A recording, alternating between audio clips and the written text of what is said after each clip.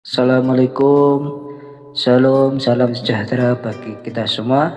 Pada episode kali ini, kami dari Gus Durian beserta NUTV Madiun kembali mengadakan walking tour, di mana pada edisi kali ini kami akan berkunjung di salah satu gereja, yaitu GPIB Jemaat Gamaliel atau Gereja Protestan di Indonesia bagian Barat, Jemaat Gamaliel Jalan Jawa, Kota Madiun.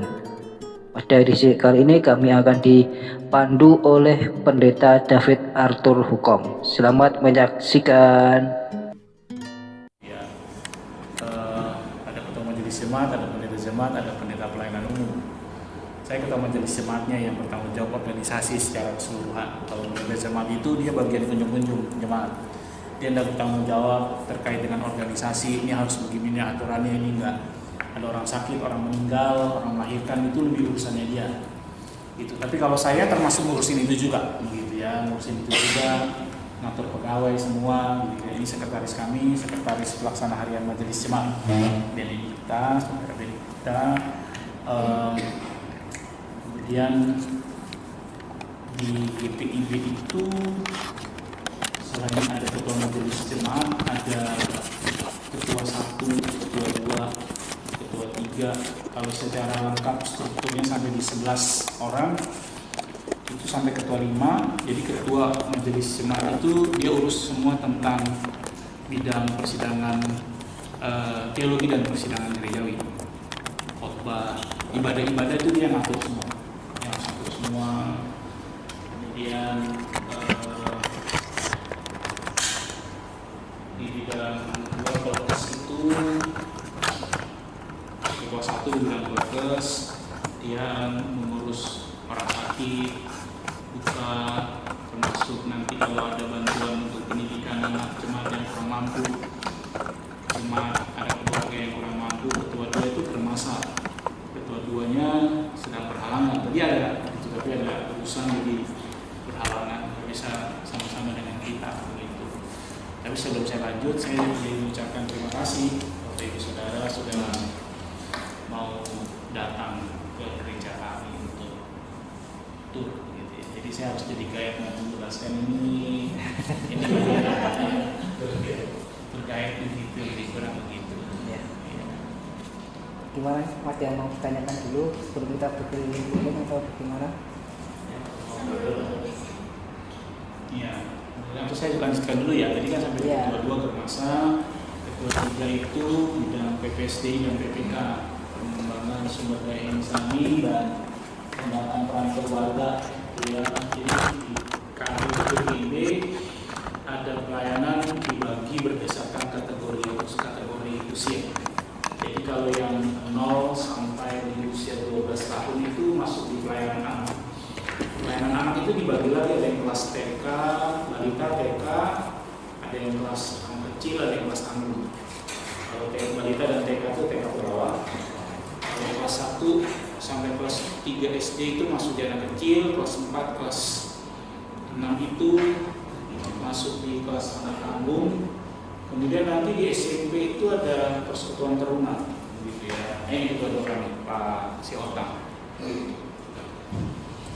Ketua yang punya laporan, yang ketua kemudian di SMP itu di kelas EK dan kelas UI. Kelas EK, nanti yang SMA itu di kelas UI. Ini pola belajarnya berbeda, pola pengajarannya berbeda. Ini kalau di GBB itu tidak menyebut anak-anak untuk PLK, pelayanan kategori anak dengan teruna itu hari minggunya sekolah minggu. Nah, kami tidak menyebut sekolah minggu itu kan termasuk peninggalan Belanda, Sunday School begitu ya, terkait dengan pembinaan supaya anak-anak sebenarnya punya pengetahuan begitu. Tapi kami merubahnya menjadi GBB secara keseluruhan, merubahnya menjadi ibadah hari Minggu. Jadi ibadah hari Minggu itu tidak boleh libur, jadi tetap ibadah. Yang harusnya di hari Natal pun, kalau dia jatuhnya Natal 25 Desember di hari Minggu, anak-anak tetap ibadah sendiri, gitu ya, karena polanya beda. Gitu. Karena kalau saya harus khotbah di depan anak-anak dengan menyamaratakan semua anak-anak nggak akan ngerti gitu. Nah kemudian dari itu ada yang namanya gerakan pemuda. Nanti dari umur 17 sampai 16 ya. 16 itu kami harus mengikuti kelas katekesasi. Itu kalau di ya, istilahnya kami anak katekumen, belajar sekitar 40 materi itu untuk tentang kekristenan gitu ya, tentang kekristenan selama 40 hari dan beberapa materi ajar itu nanti ada evaluasinya begitu selama 1 tahun, biasanya itu 1 tahun. Kemudian nanti baru mereka bisa masuk ke pemuda, gerakan pemuda usia 18 sampai dengan 35. Catatannya kalau dia tidak menikah, batasnya sampai di 35. Tapi kalau dia umur 21 dia menikah, maka kalau dia laki-laki dia masuk ke persekutuan kaum bapak. Kemudian kalau dia perempuan berarti dia masuk ke persekutuan kaum perempuan. Nanti sampai di 60 plus 1 hari dia masuk di lansia, lanjut usia. Gitu ya, warnanya beda-beda. Kalau untuk anak-anak ini warnanya hijau muda, Tosca. Ini kuning muda, kemudian ini biru. Kemudian kalau PKP itu ungu, perempuan. Kalau kaum bapak itu abu-abu. Kalau kaum lansianya itu orange. Itu bidangnya PPSD dan PPK, termasuk pembinaan. Kemudian bidang yang kelima itu pembangunan ekonomi gereja. Pembangunan ekonomi gereja itu bicaranya adalah soal gimana gereja caranya dapat uang selain dari persembahan atau zakat yang dikumpulkan setiap ibadah. Kami sewa lapak di belakang. Ada sekarang tinggal 2, jadi sebenarnya bisa 6 sampai 7 di belakang, gitu ya. Dengan biaya sewanya menyesuaikan. Gitu. Kemudian PEG itu juga mengatur pembiayaan semuanya. Jadi kegiatannya berapa dia harus pikirkan. Kemudian yang terakhir itu Inforkomitbank. Gitu ya, Inforkomitbank itu terkait dengan pendataan, gitu ya, pendataan. Kemudian ada di situ Pendeta David ini gajinya berapa? Kalau saya sistemnya memang digaji berdasarkan golongan. Kalau kami di GBD masuk dengan S1, gelar S1 dan S2 itu 3A. Kecuali kalau masuk dengan gelar S3 itu langsung 3B. Begitu. Setiap 5 tahun sekali sesuai dengan aturan kami yang baru di ketok tahun 2021 per 5 tahun naik golongan. Dan itu harus mengajukan naik golongan. Ada penilaian yang harus diberikan. Nah, di GBB kemudian setelah Inforkomitbank itu berapa? Kami punya kendaraan sepeda motor. Sepeda motor itu berapa biaya perbaikannya? Nah, data jemaat itu yang juga harus dilihat. Kita GBB Gamaliel Madiun berapa sih jumlah kakaknya? 185 ya, lebih kurang. 185 begitu. Kami punya 4 sektor pelayanan dan 1 pos pelayanan. Di Ngawi, kalau sektor 1 kami itu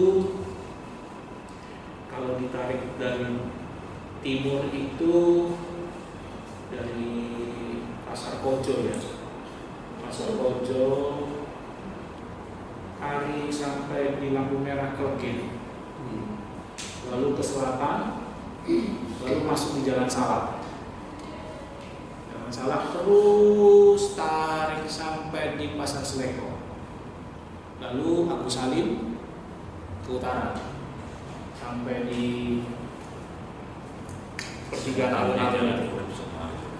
Ya, lalu tarik terus sampai di Jembatan Merah itu ke selatan sektor 1. Lalu yang di sektor 2-nya itu di utaranya, tapi batasnya dari ujung mana nih? Pasar bukan Selamat Riyadi. Pasar Besi. Pasar Besi ujung sana. Selamat Riyadi. Tarik sampai lampu merah sini, belok ke Jalan Jawa. Terus nih tarik selalu sampai sana itu sektor 2. Yang di utara dari jalan itu tuh sektor 3 sampai di Caruban. Lalu Jiwan itu Mospati itu sektor sendiri, sektor 4 sampai di Magetan. Di Ngawi itu ada sekitar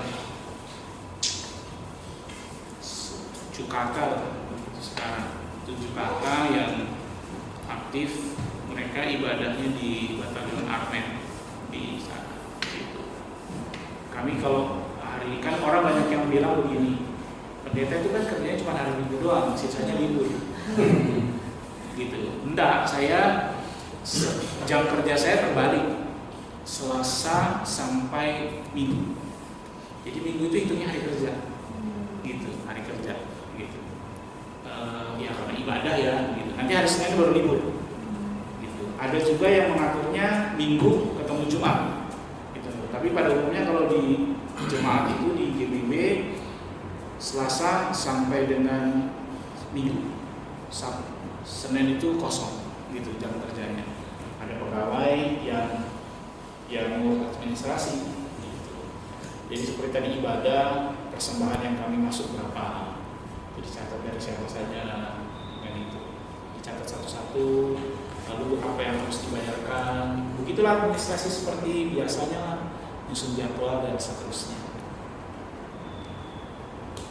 Itu yang dari awal ya saya jelaskan begitu. Nanti kalau sambil motor jelaskan lagi. Masa GPIB yang barat ini. Oh ya, GPIB. Kenapa disebut Gereja Protestan Indonesia bagian barat? Baratnya itu dari mana? Jadi GPIB ini dulu gereja Belanda. Kadang-kadang orang melesetkannya gereja peninggalan inventaris Belanda. Ya, karena banyak gedungnya kan yang bangunan Belanda. Atau ada orang GPIB yang akhirnya bela GPIB itu gereja para imam dan bangsawan, bangsa Sintani Alam. Nah, jadi GPIB itu dulu adalah gereja negara. Gereja negara zaman Belanda itu disebut Indische Kerk. Kemudian dalam perjalanannya banyak orang-orang dari Maluku, dari NTT, dari Sulawesi Utara yang pergi merantau. Kemudian mau cari gereja yang ciri khasnya sama dengan yang ada di mereka. Ya, lalu secara tidak langsung dibentuklah GPIB. Dari Indische Kerk itu karena pemerintah Belanda, lalu karena banyak orang dari barat, dari timur ini yang pergi merantau ke barat, maka dibuatlah GPIB tanggal 31 Agustus 1948. Di waktu itu protosinodenya, pembukaan awalnya itu peresmiannya di GPIB Paulus Menteng. Gitu ya. Dulu sebutnya karena masih ada warisan Belanda, nyebut pendetanya Domini. Beberapa jemaat GPIB sampai hari ini karena masih ada sisa warisan Belandanya menyebut pendetanya Domini. Nah, kalau saya ke Surabaya, pulang ke tempat istri saya di GPIB Ebenezer Surabaya, saya kalau ketemu dengan jemaat yang orang-orang lama, mereka memang saya selamat pagi Domini, pagi. Gitu. Kalau untuk laki-laki, kalau untuk perempuan namanya bukan Domini, Domina. Gitu. Namanya Domina. Gitu. Nah, dari orang-orang yang tadi di 3 provinsi ini, karena punya kerinduan, maka dibentuklah ya gitulah GPIB. Jadinya GPIB Gereja Protestan Indonesia bagian barat. Baratnya itu di baratnya 3 provinsi ini. Yang di sana? Yang di sana itu kalau di NTT itu gereja masih Injili di timur. Maluku gereja Protestan Maluku. Di Sulawesi Utara gereja masih Injili di Minahasa. Nah, karena GPIB harus ada di 3 wilayah, di baratnya 3 wilayah ini, maka GPIB nggak boleh bikin sampai di Sulawesi Utara. Gitu, nggak boleh bikin sampai di Sulawesi Utara, nggak boleh bikin sampai di Maluku sana, nggak boleh bikin sampai di NTT. Walaupun dalam kenyataannya sekarang mereka yang di gereja masih Injili Minahasa itu mereka ekspansi ke wilayahnya GPIB. Nah, itu terkait dengan ekonomi sebenarnya. Terlalu banyak tenaga pendeta, lalu tidak ada gerejanya, diperluaslah. Yang jemaatnya dari mana? Ya, yang ada ngoni yang orang GPIB yang ditarikin. Karena ada suka dengan kita, karena masa nggak mendukung kita, lebih kurang begitu ya. Tapi ada yang tetap bertahan. Begitu. Jadi baratnya itu bukan hitung Indonesia bagian barat secara waktu, tapi berdasarkan wilayah bahwa di baratnya 3 provinsi ini. Nah, karena ini gereja wilayah, kami juga nggak boleh buat sampai di Malaysia. Malaysia, pokoknya di luar negeri nggak boleh, karena wilayahnya di Indonesia. Nah, gimana kalau misalnya ada jemaat GPIB yang banyak ekspansi ke Amerika, gitu ya? Di sana pakai namanya Gereja Protestan Indonesia. Gitu. Nah, biasanya itu ada tenaga utusan. Ini ada teman yang dia ditugaskan sejak tahun 2000 berapa ya? 2022 atau 2021 gitu, ditugaskan di Amerika. Gitu ya. Dia sampai nanti dia pensiun umur 65. Gitu. Jadi ditugaskan di sana sebagai tenaga utusan GPIB. Gitu. Ya toganya, sekolahnya itu sekolah yang ada di belakang itu, yang harus dipakai itu sesuai dengan aturan semua. Gitu. Jadi baratnya itu ada di bagian baratnya NTT, Maluku dan Sulawesi. Gitu. Tapi kalau wilayahnya GPIB itu dari Sabang sampai di Bau-Bau. Gitu. Bau-Bau itu paling ujung. Gitu ya. Kemudian dari Nunukan itu sampai di Cilacap. Yang paling selatan itu Cilacap kalau ditarik garis lurus. Ya. Begitu. Jadi Sumatera, Bali, Sumatera, Jawa, Bali, NTB, Kalimantan, sebagian Sulawesi. Sulawesi itu sampai di Sulawesi Selatan, Sulawesi Barat. Ada namanya Baras, daerah Baras. Itu 4 jam dari Palu. 4 jam dari Palu, ada di tengah perkebunan sawit. Gitu. Itu dia. Mungkin kalau saya terakhir sudah 4 tahun di Madiun, apa yang kiranya Pak Neda rasakan? Sudah pernah tidak mengalami intoleransi ataupun keterangan di Madiun ini bagaimana? Kalau Madiun itu kotanya ya tenang, dan yang pasti biaya hidupnya murah. Yang bikin saya nyaman karena ibu saya orang Madiun, ya ibu saya orang Tulungagung, dan di Mau sana. Gitu. Kalau ibu saya bilang kalau kamu pulang ke kampung itu bilang aja kamu cucunya berhaji, karena memang keluarga besar ibu saya haji, begitu ya di sana. Ya ibu saya mengambil putusan untuk pindah ya itu perjalanan spiritualitasnya dia. Nah biaya hidupnya murah ya, kalaupun macet ya macet pada hari-hari tertentu saja ya begitu. Dan Madiun termasuk kota yang toleran menurut saya. Kota yang toleran. Ya aman-aman saja gitu ya, ketika beribadah orang nggak merasa takut bahwa nanti kamu nggak boleh ibadah aja gitu. Karena kan Pak Wali Kota juga sempat bilang tuh dalam pertemuan beberapa tahun lalu kalau intoleransi ada di Madiun, nanti kita akan damai di Madiun sama-sama begitu. Itu yang saya ingat tuh Pak Wali Kota lagi mengatakan begitu.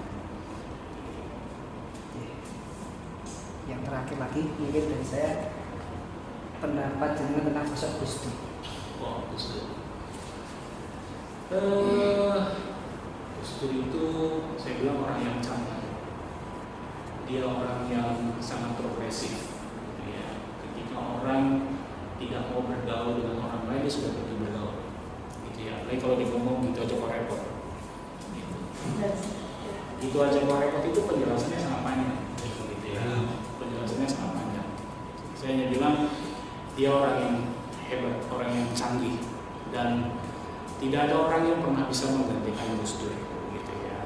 Karena memang ya dia bukan pintar tapi dia cerdas gitu ya. Terlepas dari kalau orang bilang ada wali yang ke-10, Gus Dur adalah wali yang ke-10 gitu.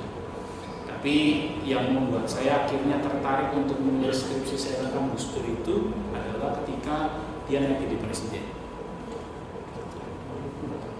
Ya, itu yang membuat saya tertarik untuk saya mau coba untuk mencintai Gus Dur begitu. Dan saya bilang dia orang yang keren, yang sulit untuk dimengerti ya, walaupun orang-orang bilang dia tidur tiba-tiba dia bisa jawab begitu ya. Ya karena di satu sisi secara intelektual memang dia orang yang rajin belajar, yang bisa, lalu yang dia selalu katakan adalah dia berangkat dari imannya sebagai orang Islam yang saya menghargai orang lain tanpa harus membuat saya menjadi sama dengan mereka dan mereka menjadi sama dengan saya. Pak Dua ini S2-nya di UIN Sunan Iya, Kalijaga. saya S2-nya di UIN Sunan Kalijaga. Karena kebetulan GPIB itu waktu persidangan di Balikpapan 2015 sebenarnya bukan memutuskan, GPIB itu punya target di 2026 itu ada sekitar 150 pendeta dengan gelar master.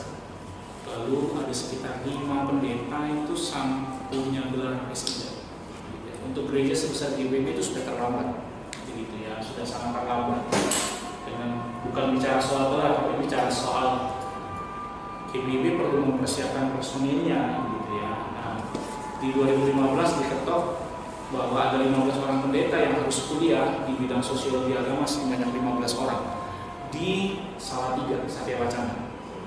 Itu ada 15 orang, selesai dalam 2018 diputuskan ada 15 orang yang harus berangkat untuk sekolah di UIN. Awalnya itu bukan UIN, tapi berangkat ke Tunisia. Tunisia. Ada 3 orang yang harus berangkat ke Tunisia untuk pertukaran pelayanan selama lebih kurang 9 bulan. Waktu itu konsepnya disampaikan kalau kurang 9 bulan kita perpanjang jadi 1 tahun. Jadi departemennya, jadi GPIB itu ada majelis sinodenya, di bawah majelis sinode itu ada departemennya yang bidangnya tadi bidang intermasa, gitu ya. Nah, karena pendidikan ini dia punyanya bidang 4, bidang PPSD, PPK, lalu diambil oleh bidang 3 intermasa, maka kerjasama. Tidak disetujui untuk pergi 3 orang ke Tunisia, karena kalau lepas 3 orang, terima 3 orang dari Tunisia di Indonesia, biayanya tentu tidak murah. Ya, karena kan harus lepas orang, gitu. Harus pikirkan keluarganya juga, lebih kurang begitu. Lalu diputuskan 15 orang masuk kuliah. Tadinya di UIN Syarif Hidayatullah dibagi 5 orang kalau nggak salah 10 orang di Syarif Hidayatullah, lalu sisanya di UIN Sunan Kalijaga. Tapi Syarif Hidayatullah itu tidak menerima untuk block teaching kelas khusus, harus yang reguler. Dan syaratnya adalah harus bisa bahasa Arab. Harus bisa bahasa Arab waktu masuk di UIN Syarif Hidayatullah, gitu ya. Tadinya mau di UIN yang di Semarang, tapi ternyata setelah dilakukan pendekatan hanya UIN Sunan Kalijaga yang terima 15 pendeta ini. Monggo silakan satu kelas. Tapi ada juga yang dari kelas ada yang lain, gitu ya. Kami ada 19 orang, yang 4 itu yang memang beragama Islam dan mereka menyesuaikan dengan kami kuliahnya. Jadi 1 bulan full kami kuliah, nanti pulang ke rumah. Jadi saya waktu itu di Banda Aceh, 1 bulan di Jogja, 1 bulan di Aceh, 1 bulan di Jogja selama 2 tahun. Begitu terus. Jadi 15 orang dari pihak UIN Sunan Kalijaga bilang, monggo silakan masuk, aman tanpa tes. Berkat buat kami ya. Tapi nanti begitu keluar, TOEFL atau TOEFL kami harus sesuai dengan standar UIN, gitu ya. Jadi kami 15 orang, di akhir itu memang kami harus belajar bahasa Arab. 1 minggu itu kami harus belajar 8 jam. Itu hari Senin dan hari Jumat, jam 7 pagi sampai jam 12 siang, lebih dari 10 jam. Dan tingkat apa? Ya, Bahasa kata Arab yang masih tingkat. Selain Assalamualaikum. Walaupun Al-Qurfatun, nah gitu. Pintu ruangan ini saya kasih nur, balas, anak Rijalun kan saya laki-laki. Gitu. Tapi yang kami belajar itu pertama alif, gitu ya begitu. Lalu kami dibilang itu pelajaran SD, Bapak Ibu Pendeta. Dan kira-kira kami fase itu berapa lama? 6 bulan aja kalau setiap minggu belajar itu fase. Nah, persoalan kan kami nggak tiap hari berkomunikasi dengan bahasa Arab begitu ya. Jadi tibalah di saat kami TOEFL itu tes 1, modal bahasa Arab tuh. Kamu sudah saya lirik-lirik. Begitu pendampingnya bilang, ya sekarang masuk ke nomor 20. Hah? Nomor 20? Ada seorang teman yang bilang begitu. Gue udah nomor 60 ini. Jadi karena memang nggak ngerti bahasa Arab kan begitu. Kalau bahasa Inggris kan semuanya bicara dalam bahasa Inggris. Kalau ini nggak memang dalam bahasa Arab begitu. Ya ngomong apa? Ya tapi ya itu kalau TOEFL-nya nggak lolos harus lolos TOEFL. Gitu. begitu ya. Kalau TOEFL nggak lulus harus lulus TOEFL begitu. Ya keluar sertifikatnya semua dalam tulisan bahasa Arab. Saya bilang pokoknya gue lulus dah. Gitu. Karena memang bedanya karena ada MOU-nya, gitu ya, ada MOU-nya. Nah dari 15 orang itu ada 2 orang yang harus lanjut lagi S3 dulu. Sekarang sedang menyelesaikan itu.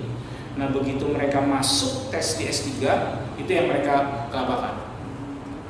Karena setelah wawancara dengan bahasa Inggris, mereka harus menguasai Arab dan bahasa Ibrani. Ternyata dosennya memang menguasai semua itu, 3 bahasa itu. Jadi percakapannya dengan di tes juga bahasa Ibrani dengan bahasa Arabnya. Bedanya di itu karena ya mereka sudah jenjangnya lebih tinggi. Saya bilang ya saya terselamatkan lah gitu ya dari asap. Jadi saya bilang aman lah saya bilang asap saya bilang. Tapi bidangnya saya waktu kuliah itu bukan bidang dogmanya, bukan teologi, tapi jurusannya interdisciplinary Islamic Studies, konsentrasinya Islam Nusantara, gitu. Kan lebih pada sosiologi dan antropologi, gitu kalau bidang itu. Persoalannya di bidang teologinya itu kami harus fasih berbahasa Arab. Kalau Bidang teologinya, dan itu memang agak sulit untuk itu. Nah waktu itu di kelas dosen kami pun ketika dia mengajar, Bapak Ibu sunnah itu adalah dia kasih slide cek yang tulisan bahasa Latinnya cuma sunnah, sisanya bahasa Arab. Ya Mas, monggo silakan jelaskan. Gak bisa, yang Islam dari kecil gak bisa. Oke, ya kami cuma dengerin aja dia jelasin gitu. Jadi karena belajarnya daripada antropologi, sosiologi, sejarah, begitu ya, masuknya Islam di Indonesia, dia itu kami belajar. Saya selesai masuk tahun 2018, saya selesai 2020. Terus 2021 saya dipindahkan ke Madiun. Dan ketemu dengan Bapak Ibu Saudara sekalian. Teras ini bukan bangunan asli. Ini bangunan tahun 89. Itu prasastinya ada di sini. Karena ada rehabilitasi gedung gereja ini besar-besaran tahun 1989. perubahannya ya. Ditambahkan ini. Aslinya itu ini aja langsung. Tanpa teras gitu ya. Tanpa teras. Nah di sini itu ada tangga. Sekitar 1 meter ke bawah.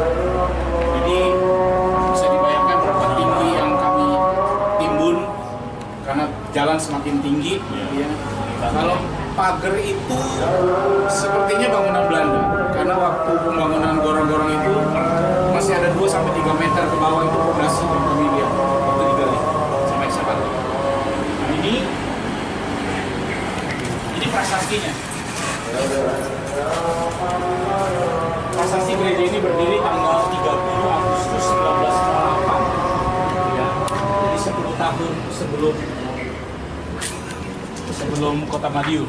Nah ini waktu itu pendetanya adalah Domini Pilonus Prah. Ya. Dia pendeta yang melayani di Surabaya. Kemudian karena ada tugas dia harus melayani di sini, dia melayani khususnya para pegawai di pabrik-pabrik gula. Joaku, Kanigoro,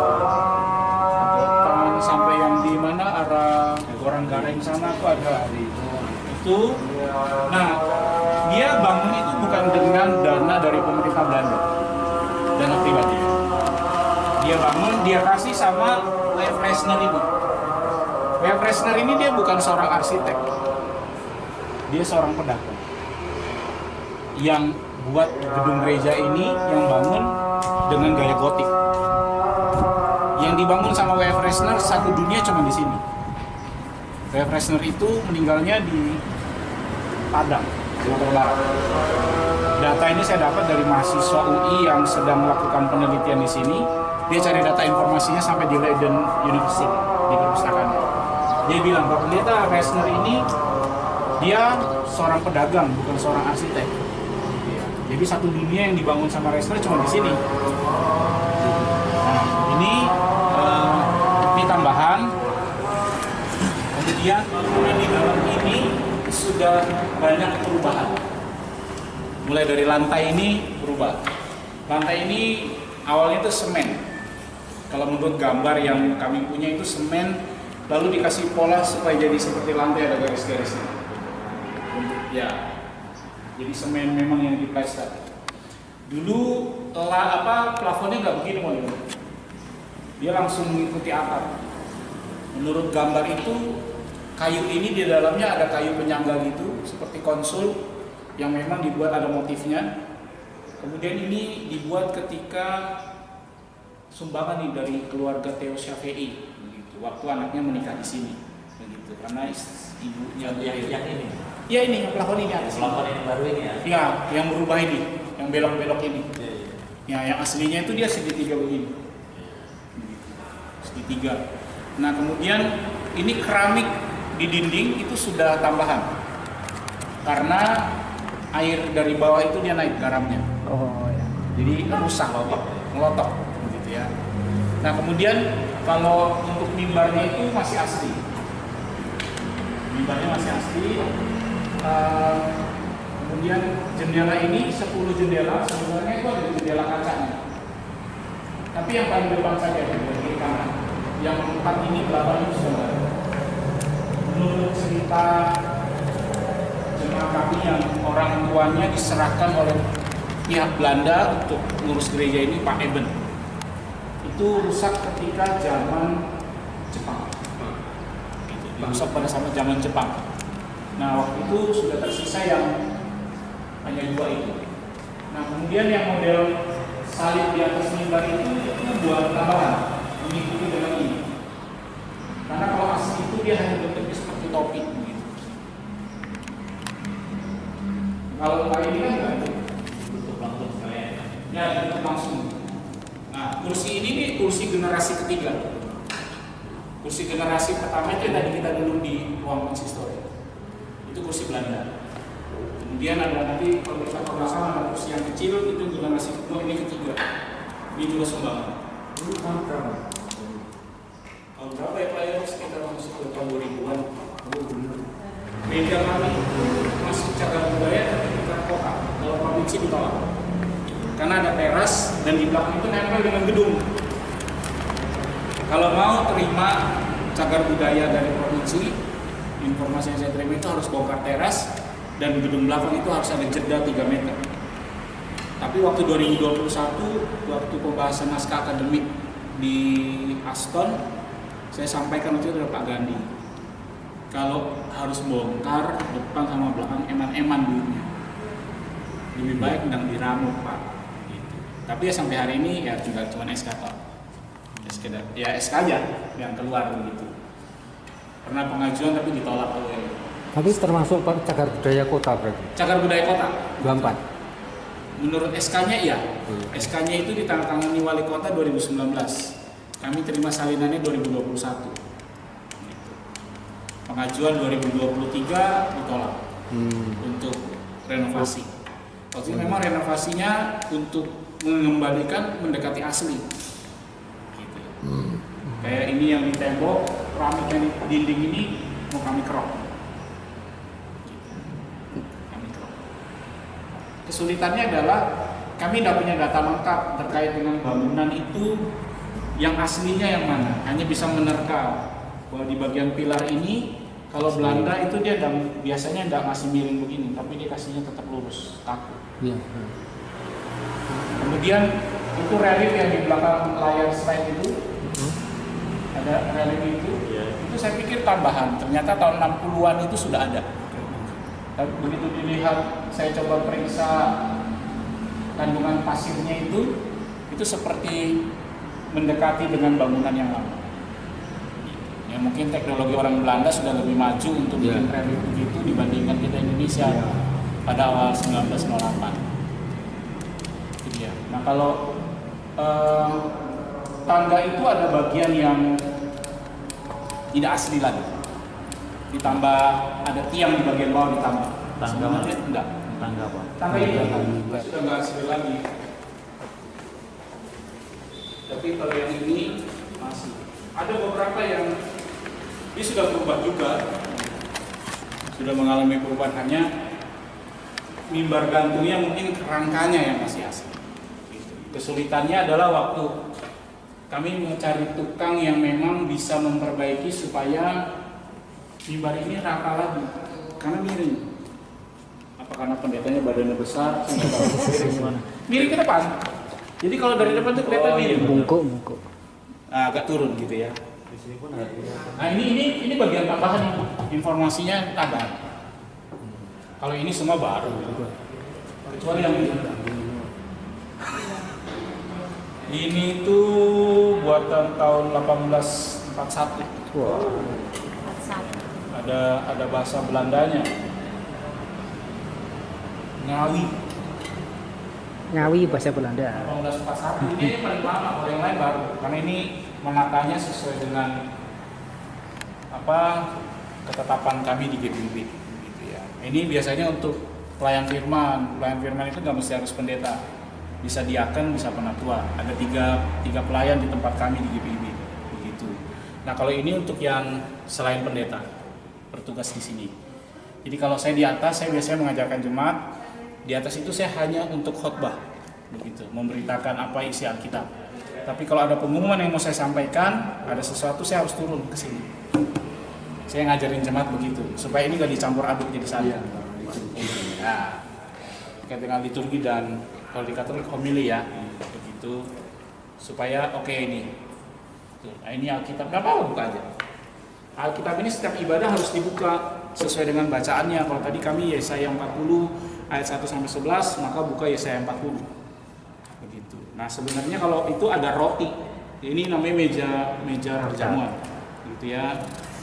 Ada roti, simbol roti juga sebagai lambang sakramen. Tapi karena rotinya harus roti asli, jadi berapa biaya yang harus dikeluarkan kalau setiap minggu beli roti asli. Gitu. Jadi kami nggak pakai roti itu. Lilin ini juga harus dinyalakan. Nah, ini bejana baptisan. Kalau ini untuk perjamuan. Ini untuk perjamuan kudus. Ini cawan, ini teko. Jadi kalau perjamuan itu biasanya gini, nanti dituang. Sebagai simbol saja. Nanti jemaat dibagikan yang lain. Gitu. Kalau ini kantong persembahan, gitu ya, kantong persembahan yang zakat, infak, persepuluhan, gitu. Jadi setiap minggu dimasukkan. Nah, kalau persepuluhan itu kami punya kartunya sendiri. Jadi ada kartunya, per keluarga kasih. Jadi bukan supaya tahu dia kasih berapa, tapi supaya keluarga dan gereja punya data untuk ngecek. Kan bisa saja keluarga katakan, kami sudah kasih ke gereja. Enggak, kami nggak terima datanya. Nah, jadi kalau keluarga masukkan di sini, nanti selesai ibadah minggu tadi dicatat tuh. Nanti hari yang lain, hari kerja, dimasukkan lagi, direkap lagi. Begitu. Nah, kalau ini kalau alat musiknya, enggak, ini tambahan semua. Begitu. Ganti. Piano ini yang enggak apa-apa, yang bisa main clavinova ini hanya satu orang.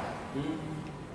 Yang sebenarnya ada yang lain bisa main, tapi yang bertugas itu yang bisa main sekarang sudah pindah ke Semarang. Jadi nganggur lah clavinova itu. Nah kalau ini yang main bisa lebih banyak. Begitu. Klasik. Karena kalau kami di GPIB nyanyian yang dipakai itu adalah nyanyian gereja, bukan nyanyian rohani. Kalau rohani itu yang didengar di YouTube tuh banyak tuh. Kalau nyanyian rohani berdasarkan buku nyanyian, gitu. Notnya, ketukannya harus sama, gitu ya. Ini karena dia sebagai simbol, maka dia dipajang. Dipajang. Karena di GPIB itu memahami kalau pemberitaan firman Tuhan di sini itu nyata dalam sakramen perjamuan kudus dan sakramen baptisan kudus. Ini jadi satu. Ini nggak boleh digeser. Kalau misalnya acara Natal, geser, kosongin. Oh nggak boleh. Nggak boleh. Gitu. Karena kan ini mengikuti bentuk bangunan ya. Gitu. Kalau di gereja-gereja tertentu itu ada yang memang disakralkan, nggak boleh digeser. Saya waktu di Banda Aceh, tempatnya beda sendiri, saya bilang mimbar itu tidak boleh digeser sama sekali dengan alasan apa. Karena di GPIB itu memahami ini tempat kehadiran Tuhan. Yang jadi pemerintah firman itu pelayan firman, kami sebutnya pelayan firman. Karena berdasarkan pada Alkitab. Nah, yang menyampaikan yang jadi pelayan firman itu dianggap sebagai wakilnya Tuhan. Masa sih tempatnya Tuhan digeser? Nah kalau di GPIB kenapa? Kalau di GPIB atau Protestan kenapa gereja mimbarnya di tengah? Karena pusat ibadahnya di tengah, pemberitaan firman Tuhan. bukan di perjamuannya, berbeda. Gitu. Ini jadi memang dia ada di tengah. Dia nggak bisa pinggir ya, kalau ada acara digeser. Oh, nggak bisa. Oh, ini stola masuk di Minggu Trinitas gitu ya. Jadi kain ini berganti ini sampai dengan hari Minggu. Kan setelah kemarin Minggu Pentakosta, Minggu Trinitas, pengakuan pada Bapa, Putra dan Roh Kudus. Kemudian nanti mulai minggu depan Sabtu sore. Sabtu sore itu ganti dengan Minggu sesudah Pentakosta. Itu yang paling panjang sampai 4 minggu sebelum Natal, Minggu Advent. Gitu ya. Minggu Advent. Ini harus dipasang sebagai simbolnya. Bacaannya pun mengarahkan itu. Oh, bacanya kalau tentang Pentakosta, turunnya Roh Kudus, bicaranya tentang turunnya Roh Kudus. Nanti Advent tentang Advent. Gitu ya. Nah, yang masih pro dan kontra di GPIB itu adalah tentang pelaksanaan Natal. Pelaksanaan Natal itu di bawah tanggal 25 boleh atau enggak? Di atas tanggal 25. Saya mengajarkan kepada jemaat begini. Tidak ada lebaran itu di bulan puasa. Tidak ada. Saya kasih contoh gitu. Adakah orang yang berlebaran di bulan Ramadan? Silakan cari. Kenapa mereka bisa taat, lalu kita ribut? Katolik pun enggak. Katolik nggak bisa sebelum tanggal 25. Yang saya tahu, di atas tanggal 25. Kenapa mereka bisa taat, kita nggak bisa? Oh, karena alasan mau pulang kampung, alasan mau ini. Bahkan ada orang Kristen Protestan khususnya, tanggal 1 Desember itu sudah Natal. Saya ngajarin kepada jemaat, apa sih yang Bapak Ibu cari ketika Natal? Baju baru, makanan enak, atau mau mengingat rayakan kelahiran Kristusnya? Kalau mau mengingat rayakan kelahiran Kristusnya, bikin itu jadi momen yang sangat sakral, supaya tidak terlalu berulang. Kan perayaan itu bisa dengan berbagai macam cara. Gitu. Masih di minggu Advent, masih minggu perenungan, atau kalau misalnya di Islam itu masih di bulan Ramadan, tapi sudah bicaranya soal Lebaran, itu kan nggak bisa. Saya ngajarin kepada jemaat begitu. Jadi mereka ada yang ya namanya di mana-mana ya, saya beberapa kali di jemaat ada yang merasa bahwa kok ini pendetanya bikin aturan baru. Bukan, ini ajaran gereja. Gitu. Saya bilang, kenapa Bapak Ibu tidak merayakan Paskah sebelum Jumat Agung? Saya bilang begitu. Nggak bisa. Kan memang imannya begitu, pengajaran gerejanya gitu. Yesus harus mati dulu, baru Yesus bangkit. Kan bukan bangkit lalu mati dulu. Gitu. Lah kenapa Bapak Ibu merayakan Natal, ulang tahun baru di tanggal 1 Januari? Nggak bikin di bulan Maret. Sebenarnya kan begitu toh, supaya jemaat itu hidupnya tertib. Ini yang paling panjang itu minggu sesudah Pentakosta, kami sampai di 20 minggu. Ya. Nanti masuk di Advent. Di 4 minggu sebelum Natal itu minggu Advent. Kalau setelah Natal Ada masa raya Natal, nanti kami ada minggu Epifania, ada minggu Prapaskah. Ini ya. Dan kami kalau pendeta itu di GBB harus menggunakan toga. Toganya warna putih, dulu warna hitam. Lalu ada, biasanya kalau nonton film-film kan ada yang di sini ada Putih itu. dua ini. Itu bukan hiasan, itu namanya bef. Fungsinya tahu? Fungsinya untuk lap ini. Gitu. Jadi itu bukan cuma sekedar hiasan, tapi dia ada fungsinya. Lalu kenapa pendeta pastor di sini ada kolar? Oh iya. Itu seperti tanda bahwa kamu tuh sudah diikat. Kamu tuh tidak bisa bikin aneh-aneh lagi dalam hidupmu. Gitu. Bikin aneh-aneh ya. Ya memang kamu hidupmu untuk Tuhan udah. Itu aja. Bukan supaya gagah. Nah kalau di GPIB itu untuk jadi pendeta dia harus mengikuti 2 tahun masa vikaria. Kalau istilah Indonesianya masa perupaan. Di jemaat yang berbeda. 1 lalu 2 kami punya. Gitu ya, kami ada, cuma lagi tugas di Jiwa. Nanti setelah 2 tahun, kalau dianggap layak jadi pendeta, maka dipendetakan. Nah, di baju kami itu, toga kami itu ada di sini 3 kancing di kanan. Berdasarkan hasil keputusan 2015, 3 kancing ini bicara tentang Bapa, Putra, dan Roh Kudus sebagai simbol. Lalu di sini ada kancingnya 12 murid Yesus. Gitu. Lalu di sini ada lipatan 70 murid Yesus yang berikutnya setelah 12, kan ada 70 orang yang diutus di situ. Itu nggak bisa yang saya mau yang warna biru, saya mau yang warna begini, motifnya mau begini. Kalau dulu GPB ada tuh yang dia pakai seperti yang Katolik, ada ikatnya di sini gitu ya. Ada yang bikin variasi masing-masing begitu. Misalnya ambil dari Manado yang di lengannya itu gelembung gini, kayak Aladin gitu. Nggak bisa. Hasil keputusannya ditertibkan lagi. Kasih contoh. Gitu. Seragamkan. Ya, mau di pedalaman itu ya tetap sama. Diseragamkan. Ya diseragamkan semua supaya itu jadi identitas. Nanti setiap kali yang bertugas itu ada stola di sini kain. Orang bilang itu selendang hiasan, bukan. Itu sebagai tadi yang di ruang konsistori itu ada yang logonya sama seperti ini. Itu bukan hanya hiasan, itu sebagai tanda untuk memikul tanggung jawab pelayanan gitu ya. Dipakai itu.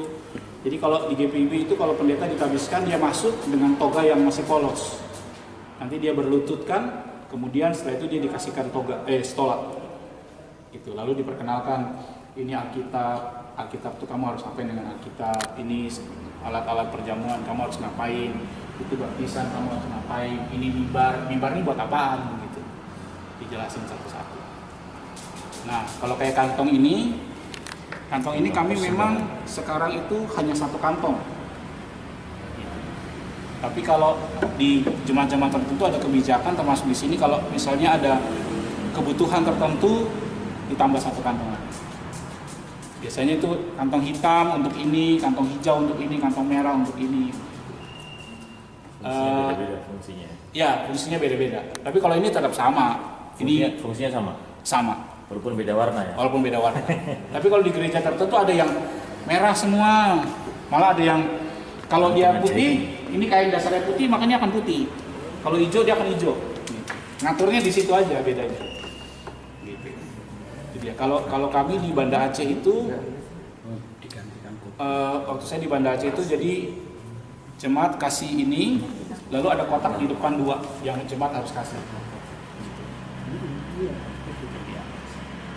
Ada 2 kotak lagi. Nah, kebijakan setiap gereja beda-beda.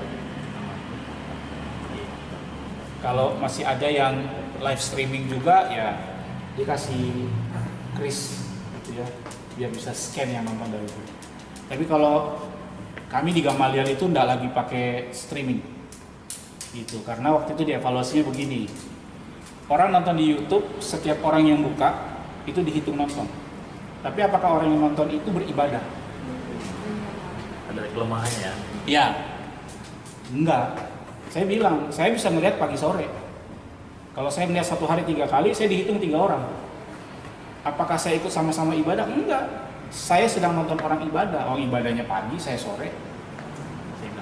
Lalu kami rubah ke Zoom. Zoom ternyata yang hadir lewat Zoom itu hanya 2-3 orang. Udah langsung aja lah Pak, minta tambah marem berkatnya nyampe. Untuk pandemi. Dari Zoom akhirnya setelah Zoom itu supaya lebih private, bukan untuk, karena evaluasinya gini. Kalau YouTube itu kan ditayangkan, menghasilkan enggak? Kalau nggak menghasilkan nggak usah. Kalau mau menghasilkan kerja keras. Akhirnya enggak bikin Zoom. Ternyata Zoom nggak semua orang pakai Zoom. Nah, jemaat kami ini banyak yang sepuh. Jadi mereka merasa lebih marem kalau datang langsung. hybrid. Ya udahlah akhirnya ya karena perlahan-lahan COVID-nya entah kemana begitu ya. Bisa gereja. Oke, ruangan sini akhirnya jadi tempat alat musik. Nah, ini sebenarnya ruang kerja saya di sini. Ruang kerja saya di sini. Waktu saya datang ada meja yang disiapkan, tapi saya nggak mau menyendiri, jadi saya gabung dengan pegawai di belakang. Itu. Nah, kalau alat musik ini sebenarnya lebih sumbangan ya, sumbangan dan karena COVID kemarin jadi akhirnya nggak terpakai. Ini juga termasuk piano yang karena nggak ada yang bisa main, mereknya Baldur. Tuh, jadi ini sama juga. Dulu ini sempat waktu saya pertama datang ini ruang tamu. Jadi kalau tamu di sini. Tapi saya bilang semua gabung di sana aja. Nah, kalau ini ruang konsistori yang tadi. Ini kayu yang ada di atas itu. Dan kayu ini kayu yang ikat mimbar. Ini ikat mimbar. Jadi kalau ini dibuka bautnya, mimbarnya ambles. Lepas. Ya. Sini juga tadi ada dengkulannya di sini. Nah itu, ya vikaris mari. Nah, ini vikaris calon pendeta proses tahun pertama, gitu ya. Namanya Barbalina. Bapaknya orang Ambon, namanya orang Malang. Ini yang di atas itu kayu yang tadi nutup itu untuk di atas mimbar, yang untuk kopinya. Nah, ini ruang konsistori. Konsistori itu tempat untuk memulai segala sesuatunya. Jadi semua disiapkan di sini, kemudian berdoa mulai di sini, kemudian berakhirnya di sini. Nah, ini yang namanya sekolah. Jadi sebelum kami ibadah, kami berdoa. Nah, saya selalu ingatkan, kalau para petugasnya sudah berdoa, yang terlambat nggak boleh ngambil ini, lalu langsung masuk. Kenapa? Kan sudah dimulai. Kalau jenengan terlambat, jenengan begini sana. Untuk membiasakan juga bahwa kalau pimpinan datang, jenengan bisa standby, bisa on time. Tapi ini sama yang ngasih hidup jenengan harusnya lebih tinggi. Kalau plafonnya ini sudah baru, tempo hari jebol. Karena lapuk, 3 kali kami harus perbaiki. Ini ruang konsistori. Kemudian di belakang ini, jadi kalau anak-anak ibadahnya di sini, yang tadi SD SMP di sini, dibaginya per kelas. Jadi sini yang SMP SMA sebelum yang mau naik ke muda untuk mengikuti kelas kategorisasi atau dokumen. Lalu yang di sana itu mulai dari yang balita di ujung sana, karena mereka dapat kursi, matras, warna, gambar, cerita, terus kesini. Pakai ruangannya ini. Nah, ruangan ini yang harus dibongkar kalau mau jadi catat budaya. 3 meter dibongkar. Kan emang. Iya. Nah, itu kantor kami di situ. Setiap hari aktivitasnya di situ. Mulai dari jam 8.30 itu kami ibadah pagi dulu. Jam 9 atau amannya orang datang. Jam 9 hari Selasa sampai hari Kamis itu sampai di pukul 15. Jumat Sabtu itu sampai di pukul 17. Kantornya di situ. Ini ruang ininya. Begitu. Nah, kalau dulu itu kan di sebelah ada sekolah.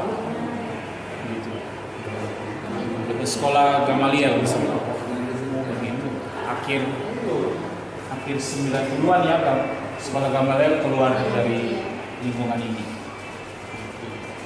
Waktu Gamaliel masih itu ini masih bangunan lama. Ya, bangunan lama. Sudah ada bangunan, tapi bangunan lama. Ya, bangunan lama. Yang saya tahu begitu, ditambahkan, diperpanjang ke sana, nggak salah. Nah, posisi tanah itu sebenarnya miring gini. Jadi waktu kami bikin taman di depan itu agak lamanya ukur dengan tukang. Karena ternyata tanah di depan itu posisinya miring, jalan-jalan itu nggak lurus, miring gini. Ini dia miring. Jadi tukangnya ukur gini, ini gini. Enggak, ini nanti kalau jadi miring namanya. Jadi akhirnya kami harus luruskan. Nggak apa-apa namanya yang miring. Nah, ini sebelah berbatasan dengan pengadilan. Kemudian kalau ini guest house yang berapa ya? Peninggalannya LBP. Yang mana ya, Pak? Ya, dulu waktu udah di sini. Tapi ini sudah kami renovasi kemarin. Ya tahun lalu kami renovasi karena memang kondisinya sudah nggak bagus. Itu tempat parkir, kemudian itu pastori kami, tempat tinggal pendeta. Itu tahun 60-an dibangunnya. Kalau dari luar itu temboknya tebal untuk bangunan utamanya ya. Temboknya tebal begini. Kalau yang bangunan belakang itu dapur sama ruang makan itu temboknya tipis. Ada 3 kamar. Itu ya, pendeta yang tugas di sini tidur di situ. Di sini karena ada vikaris, maka vikaris ditempatkan di guest house. Nanti kalau vikarisnya tidak ada, ya siapapun yang jadi tamu tidur di guest house. Itu aja kira-kira yang saya bisa ceritakan. Nah kalau bangunan ini sudah ada perubahan. Kalau bangunan yang lama itu kan seperti di Cornelius, di Bernardus itu, Cornelius tuh sama yang di ujung ini, itu ada batu-batu kecil yang nempel di dinding. Nah kalau ini itu di tahun 90-an mereka perbaiki, ada yang mengatakan itu langsung diplamir Pak, ditutup. Jadi makin sulit untuk bilang kalau ini mendekati asli. Tapi diusahakan memang seperti yang disampaikan di tahun 2021 tidak boleh lebih dari 60%. Ya, 50% atau 60% gitu. Jadi kalau lebih dari itu, lebih dari 40% kalau nggak salah, makanya nggak bisa dianggap. Ya. Dan ini agak susah juga kalau mau dibilang cagar budaya, karena sudah terlalu banyak yang berubah. Ya kami biarkan begini.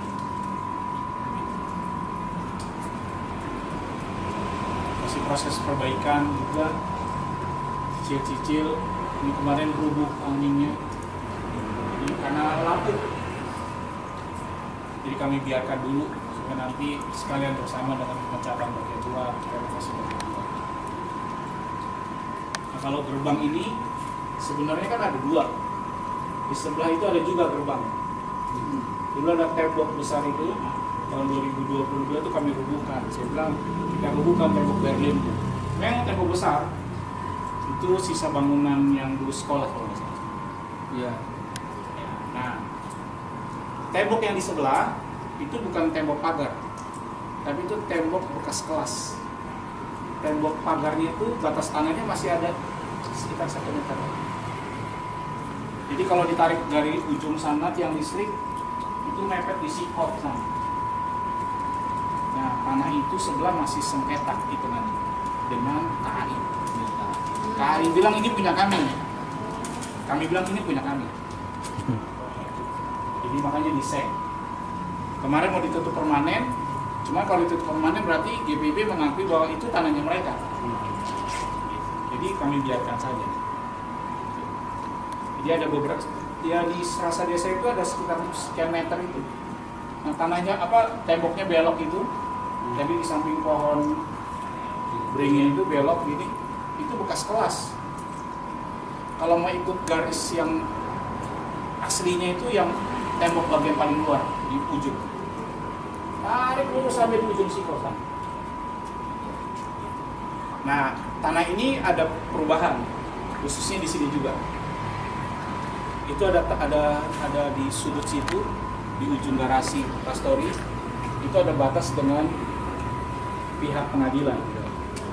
Pihak pengadilan itu tanahnya harus geser ke dalam sini sekitar 1 meter. Mereka bangun tembok, diluruskan rezekinya ke kami. Waktu diukur sama BPN ukurannya sama, makanya BPN bilang itu punya kami. Kecil-kecilnya. Istilahnya tukar. Iya. Nah BPN bilang ini tanahnya lurus tek, nggak ada kalian belok-belok, sertifikat kami belok. Nah sertifikat gereja ini ada 2, tanahnya itu depan sama belakang.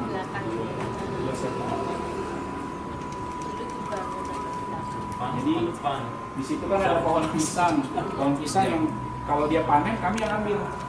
Saya bilang itu pisangnya opa kami yang tanam, kami yang panen. Kalau sikop banyak tamu, Sikof mau taruh kursi, ngomongnya ke saya. Boleh nggak Pak Pendeta kami taruh kursi kalau ada pelanggan? Saya nggak bisa putuskan karena ini bukan saya yang putuskan. Pengurusnya banyak. Jadi ya saya nggak bisa jawab. Jadi mereka nggak jadi takut. Jadi kalau kami buang sampah di situ, pemandangan Sikof jadi nggak bagus. Jadi akhirnya ya udahlah kami nggak usah buang sampah di situ.